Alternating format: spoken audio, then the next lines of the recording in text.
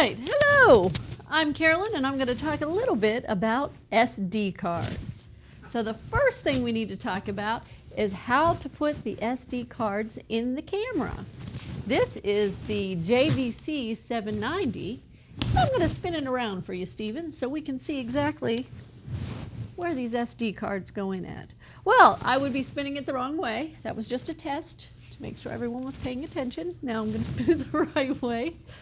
And Mr. Kumez is out in the hall harassing me.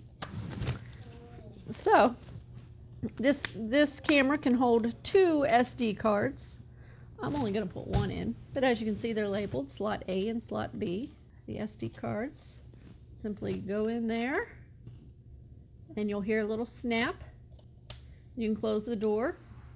If you put 2 SD cards in, the camera will automatically, once this SD card is filled up, it'll go ahead and switch over to your B slot. But we're only putting 1 SD card in for these demonstration purposes. So now that we have the SD card in, these SD cards have been used, but I have gone ahead and put the information already on the computer. So I went ahead and copied all the media that was on those SD cards to the computers in the classroom. So now I'm spinning around the camera the other way to show you, it's a little loose, to show you exactly how we go ahead and format that SD card so it's nice and clean and there's no more media on it. And I'm going to open up that viewfinder in just a minute, but I wanted to show you how I'm going to be accessing the menu and toggling through the menu. This is the menu button, and this acts as a toggle, so I can go through and select things. Once I have what I want selected, I press inside this little circle, and that will select and bring me into a deeper menu item.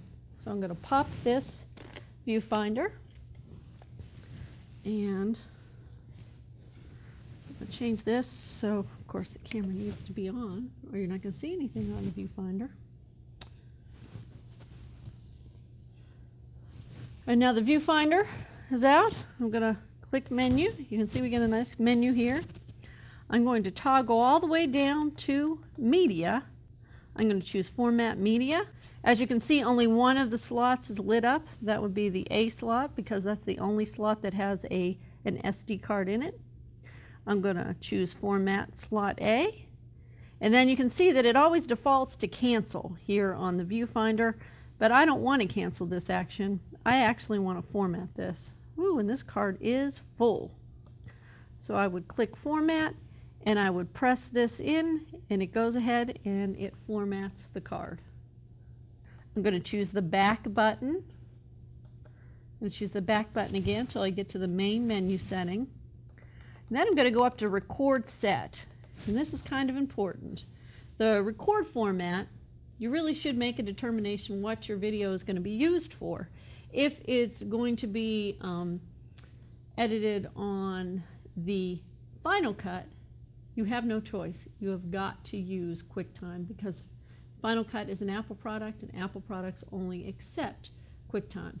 Now the other 2 editing systems, Avid and Premiere, will accept MPEGs.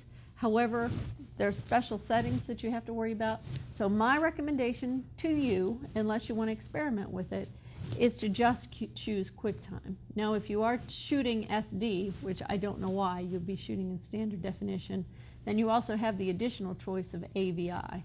But for right now, we're just going to assume that you're shooting in HD. So we're going to choose QuickTime. So we're going to choose record format. That takes us into another menu. We're going to go down to file format. And as you can see, we have an MP4 or a QuickTime. We're going to choose QuickTime. And then we have a resolution setting. We have 3 choices in here: 1920 by 1080, 1440 by 1080, and 1280 by 720. I always choose the highest resolution because the highest resolution is obviously going to be the best quality. And if I have room on my card to record that, I'm going to go ahead and record that. You will save some storage space if you choose the 1280 by 720, but of course you are giving up some quality for that choice. So I'm going to go ahead and choose 1920 by 1080. The frame and bit rate we keep at 60. HQ stands for high quality. 60 is how many frames per second. And obviously in high definition, we'd want 60 frames per second. And then we go down here, we choose set, gives us the please wait, goes black for a second, and comes up, and here we are.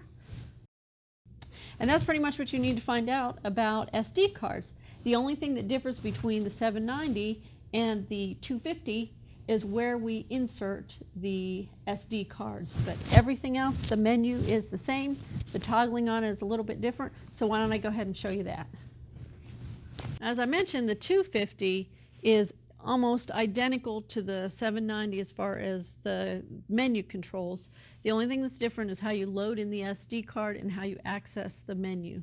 So first, let's go ahead and put our SD card in this camera. And there's a little door here at the bottom marked A and B, and there's a little lip on the door. You pull that lip down, springs open, reveals our compartment for both the A and the B SD cards. I've just popped one in the A, just like on the 790. You can put an additional card in the B slot. Once the A slot is full, it'll automatically pop over to the B slot. Now, we'll go ahead and turn on the camera. And as you can see, obviously the body of this camera is much smaller, so the menu options as far as how you toggle through the menu are actually located inside the viewfinder. So we can access the menu same way, press the menu, and then this silver button becomes the way we toggle through here. So we go down to Media, Format Slot A, Format. It's gone ahead and formatted that. Go ahead to back again, and then to check the record set, we choose record set, record format. This is where we choose whether we want to shoot in QuickTime versus MP4, and what kind of resolution we want, and what kind of frame or bit rate we want. Now the only other thing that I want to caution you on is when you are done shooting, I recommend turning off the camera before you go ahead and eject your SD card. And that goes for both the 790 and the 250, because ejecting that card assures that there's no way that we're going to corrupt that media. And that's it.